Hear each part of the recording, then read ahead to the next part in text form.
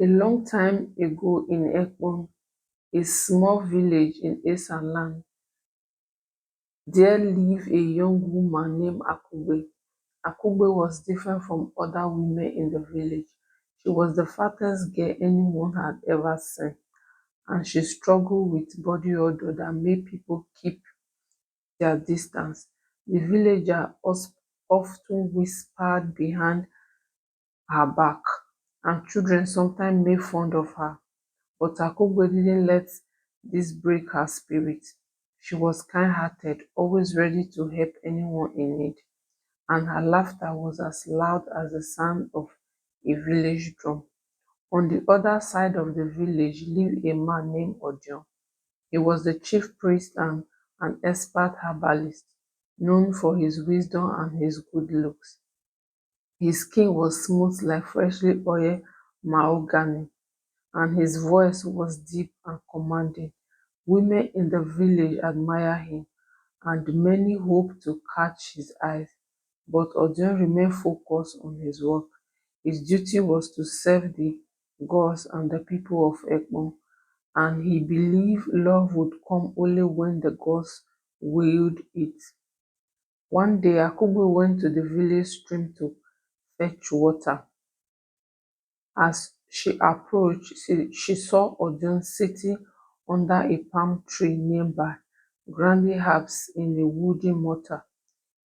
He was humming a song that seemed to calm the breeze around him. Akugbe froze. She had seen Odion many times before, but on this day something was different. Her heart began to race, and she realized she was falling in love with Chief Priest. Me, love Odion, she whispered to herself, shaking her head. She knew it sounded ridiculous. Why would a man as handsome and respected as Odion ever look at her?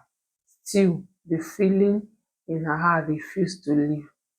From that day, Akugbe found excuses to pass by Odion Shrine.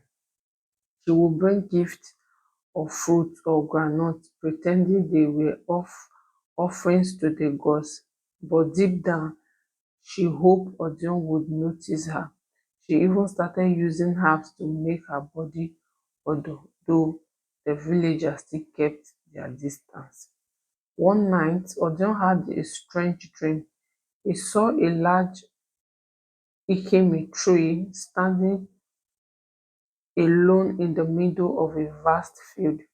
The tree was surrounded by flowers of every color, but none of the flowers could compare to the tree's beauty. A voice in the dream said, "The one who seems different is the one chosen for you." When Odion woke up, he couldn't understand the meaning of the dream. He went to the shrine and prayed for guidance, but no answer came. Days turned into weeks, and the dream kept haunting him. One evening, as Odion was returning from the forest with a bundle of herbs, he saw Akugbe struggling to carry a large pot of water on her head.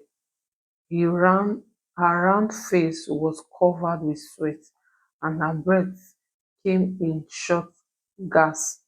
Something in Odion's heart stirred. He hurried over to help her. "Let me carry that for you," he said, taking the pot from her head. Akugbe was shocked. No man had ever offered to help her before. She stared at Odion, her cheeks turning red. "Thank you," she murmured, not knowing what else to say. As they walked together, Odion asked her about her day, and for the first time, Akugbe felt like someone truly cared about her. By the time they reached her hut, she was smiling so widely that she forgot to feel embarrassed about her body. News of Odion helping Akugbe spread quickly through the village. The women who admired Odion were furious. Why would he waste his time with her? They asked. She is not even fit to stand next to him. The gossip didn't bother Odion. In fact, he found himself thinking about Akugbe more and more. Her laughter, her kindness, and even her struggles make her unique. He realized she was like the Ikime tree in his dream, strong, different, and beautiful in her way. One day, Odion visited Akugbe at her hut. "I'd like to spend more time with you," he said. "Would you come to the shrine tomorrow and help me prepare some herbs?"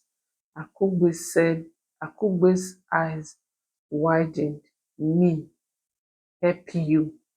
"Yes," Odion replied with a smile. "I think the gods brought us together for a reason."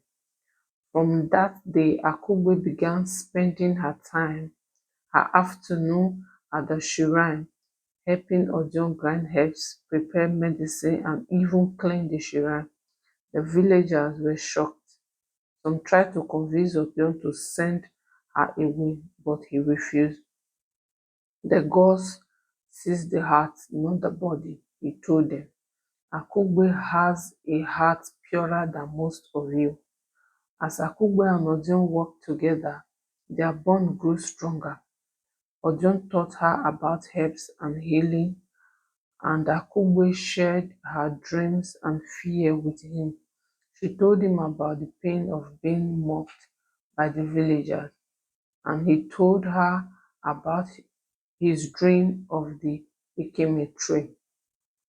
"You are my Ikeme tree," he said one evening, holding her hand. "The one who stands out strong and beautiful." Tears filled Akugbe's eyes. No one had ever spoken to her like that before. In that moment, she knew she had found someone who truly loved her for who she was. When Odion announced that he wanted to marry Akugbe, the village erupted in belief. Many tried to talk him out of it, but he stood firm. "The gods have spoken," he said. "Akugbe is the one for me." The elders eventually gave their blessings and preparation for the wedding began.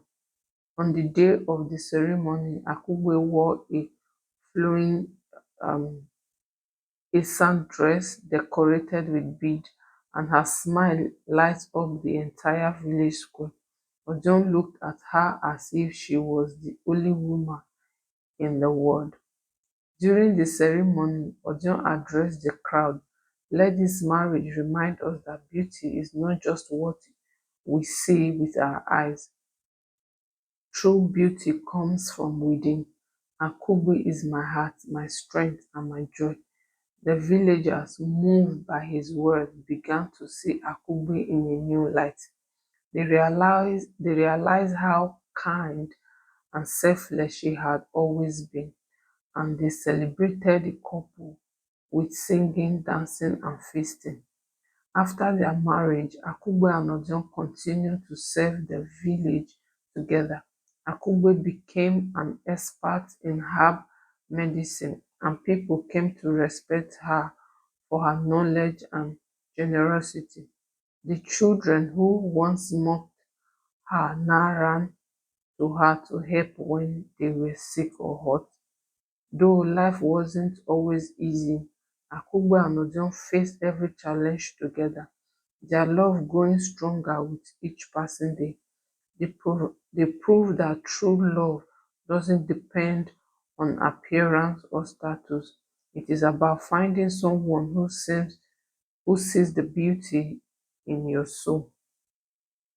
And so the fattest girl with body odor became the wife of the most handsome chief priest in Ekpo, and their love story became legend told for generations in Esan land.